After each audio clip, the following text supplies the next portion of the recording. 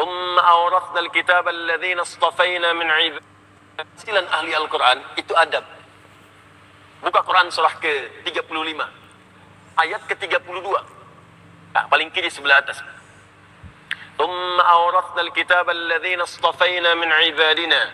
Kemudian kami wariskan Al-Quran itu kepada hamba-hamba yang kami pilih. Awas. Ada yang rajin baca, one day one juz, one day one ayah, kan? One day one surah, dan seterusnya. Ada yang rajin menelaah, buka tafsir ini, tafsir itu.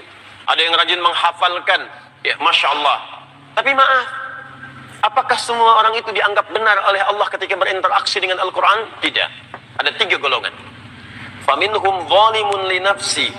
Ada orang yang senang dengan Al-Quran tapi zalim orangnya. Rajin baca dia, rajin tapi zalim, tidak mampu menempatkan ayat Quran sesuai dengan tempatnya. Awas. Zalim itu menempatkan sesuatu bukan pada tempatnya. Ini penghapus buat menghapus tulisan di papan tulis. Asalnya begitu. Tapi digunakan untuk melempar orang misalnya. Nah, itu zalim namanya. Gelas, tuh. Fungsinya menampung air untuk minum. Gayung fungsinya untuk mandi. Ada orang minum pakai gayung, mandi pakai gelas. Itu zalim namanya. Ada orang sering ngaji, baca qul huwallahu ahad, katakan hanya Allah yang esa, hafal ayatnya, tahu maknanya, tapi tidak menempatkan ayat sesuai dengan tempatnya. Dia katakan di lisannya semua agama sama. Dibin, celaka orang-orang yang dusta, hafal ayatnya, sering baca, tahu artinya, tapi dia berdusta. Itu zalim namanya. Jadi ayat-ayat itu tidak dipraktikkan dalam perilaku hidup. Adab tidak ada. Wa minhum muqtasid. Ada golongan kedua. Meninggalkan sifat yang pertama, naik tingkat. Tapi belum ada nilai kebaikan pada dirinya. Hanya untuk dirinya saja. Muqtasid itu paket hemat.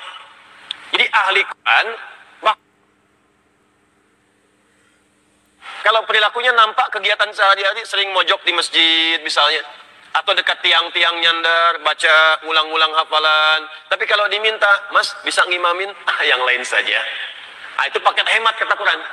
Hemat untuk dirinya, belum bisa diberikan pada yang lain. Yang ketiga, wa minhum sabiqum bil khairati biiznillah. Ada ahli Quran.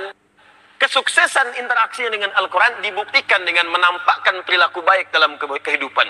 Sabiqum bil khairat, kalau bisa nomor 1 dia mengerjakan kebaikan. Jadi ciri orang yang berhasil dengan Qur'annya, kata Allah, adalah adab. Jadi jangan bangga kalau anak Anda hafal 30 juz, tapi nggak merubah perilakunya. Yang yaitu hafalan banyak, tapi perilaku semakin durjana.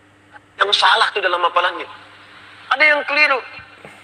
Ciri orang tuh kalau sudah dekat dengan Quran, karena Quran itu baik, akan ada perubahan dalam dirinya. Minimal tuh sifatnya dulu lebih tenang, lebih terukur, lebih baik. Lama-lama jadi sikap, sopan, adabnya muncul.